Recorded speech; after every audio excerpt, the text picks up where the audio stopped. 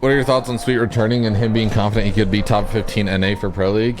I mean, that's not surprising. Top 15 isn't that hard. Now, if he was saying like top 5, there's no shot in hell that Sweet's getting top 5 in Pro League. I don't think there's. But top 15, yeah, I mean that's realistic. Sweet's good, dude. He's just washed. Like he's just gotta brush some rust off. That dude didn't make finals in a content creator tournament. Purple max. That was like pretty funny when I watched that. It was him and Naughty. That was like a pretty stacked team.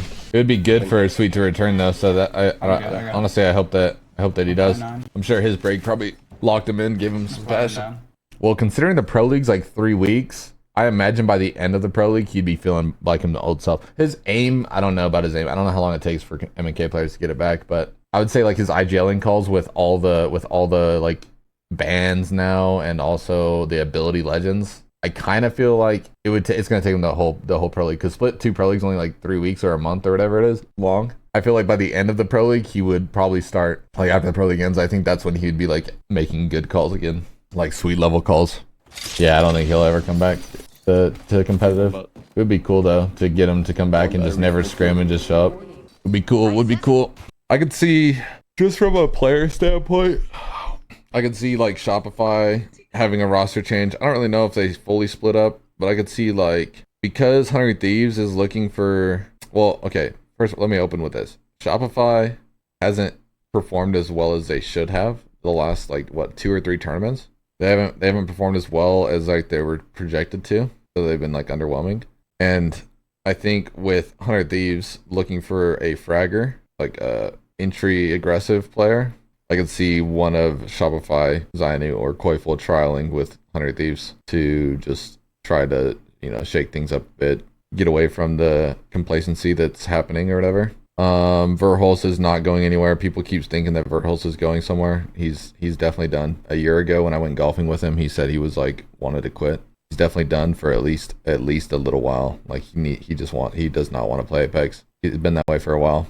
Honestly, I'm surprised he made it a year. But from the time he told me, I heard that something might happen with Team Liquid, which is like very surprising. But maybe that's like an effect from, maybe that's something to do with the Shopify shakedown that might happen. Maybe like only one person from Shopify is leaving, and maybe Zer0 is just trying to go get a Shopify bag because like they have like deep pockets, right? I don't know. I don't really know where else the other 2 players would go. ROC, yeah. I think they're making a change. I could see that happening for sure.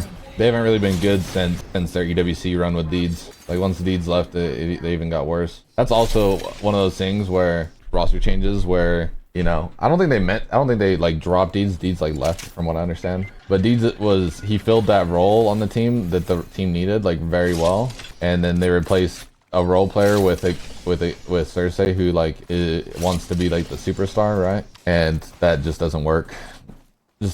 Like you need role players, unfortunately. Like that's just you can't just put, that's what like a lot of Reddit play like people and people that watch Apex, they're just like, dude, you should just put like Hal, Zer0 and fucking Jen Burn on the same team, like you should just put the people with the most damage diff, but like the people with the most damage diff all play the same characters. They all play Maggie, they all play the same role, it's just like not how a team functions in Apex. You have to have people that play the role characters. The Zer0 org was never even open. I don't think they hadn't paid any of their players from what I understand. Everyone's saying that our team needed a roster change. I'm just like completely I'm just in disagreement. I just think that the roles were fucked up on our team.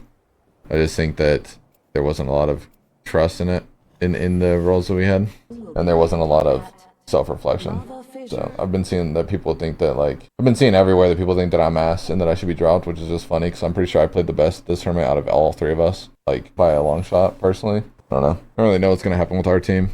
They said that most likely nothing's going to change, and then I haven't heard from them since then, and it's been like a little while, so I would guess that that's a bad sign for me at least. Is there any other teams that I'm missing in NA that should make a change? I don't think so. I don't think Falcons are going to make a change. I don't think Vision should make a change. Sentinel's definitely not going to make a change. Zeddy, I don't think would make a change. I think Zeddy actually should have won the tournament. Would you ever IGL? Yeah. If I get the butt end of the stick during roster mania, then yeah, probably. I kind of just think that most IGLs in this game just like are pretty toxic, dude. That's kind of how I feel. I feel like when I watch VODs and I've even had experiences like this on rosters that I've been on where IGLs, most of them just like fucking are just ragers, bro, and they just blame whatever they possibly can. Yeah, maybe it's because like that's the example that Halsec set or whatever in Apex. What's up, Blake? Yeah, literally, Blake. Blake, you trying to get good at Apex? I'll get all IGLs, bro. Are you guys watching it? Like most of you guys? Yeah, most of you guys watching the finals? This is like the grand finals for all the marbles. I'm taking a break, Ryan. Yeah, I'm taking a break. I've just got some stuff going on. Kind of need to get away from Apex, to be honest. Because recently I've been getting like in a bad mood while playing Apex. Like I don't want to portray myself like that, dude. I'm usually a happy person, you know. Like like life's like life's like kicking you in the balls, dude, when you're like just like mad around like your own family for like no reason, dude. Like the other day I was hanging out with my dad and we're like, you know, just working on our cars, and like I was just like I was just getting frustrated like at the smallest things that I like never get frustrated at, and I was like, yeah, dude, like I need to like I need to take some time. I gotta take some time. I haven't taken an actual break in a minute, so I'm gonna take a few days off. I'll be back either Wednesday or Friday after today, but definitely need a break just to, you know. What's crazy is like people would have never thought that like Arcan and Bo and me would have ever been like good, because they were literally like 22nd. They were like 22nd or 23rd in Pro League, the split before I joined them. Like literally so close to being relegated back in the Challenger circuit. And when I joined them, like literally just taking over the region pretty much. But that was like year 3 or year 4. So I've only been playing pro for like, I guess 2 years, 2.5, maybe 3. I don't know exactly. Yeah, Arcan dropped me for Koi.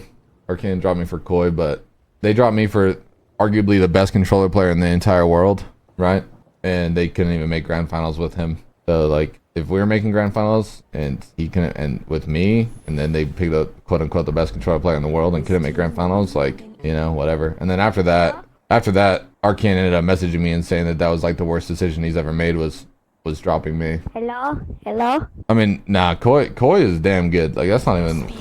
I wasn't even necessarily him catching it straight. It was more so just like, you know, just because the grass might look greener, that isn't always the case, you know what I mean? Like, I know you're an Alternator fan. Should I use R9 until I find gold Alternator? I mean, on Alter, R9 is pretty damn good, yeah. Like, it might be the best gun on Alter. So, I mean, double Alternator is really good on E-District, but I would rather have an R9 on the other maps, just because of, like, the childs that you're going to be taking are going to be way further. I don't know. It's just, like, whatever you prefer his squad. Like, if you're not that good with R9, then just run the Alternator. I don't think, like, you have to min-max that hard. What's up, Fearsy? Our last stream for a few days, Baldy. Kind of just gonna take a break. From Apex, to be honest, for a couple days. I'll be back either Wednesday or Friday, just kind of depending on how I'm feeling. If you like the flatline, I'm terrible with the flatline. I don't think the gun's good. I think Hemlock's just significantly better. I just play 110. I don't play the 115 FOV anymore. Just play 110 FOV.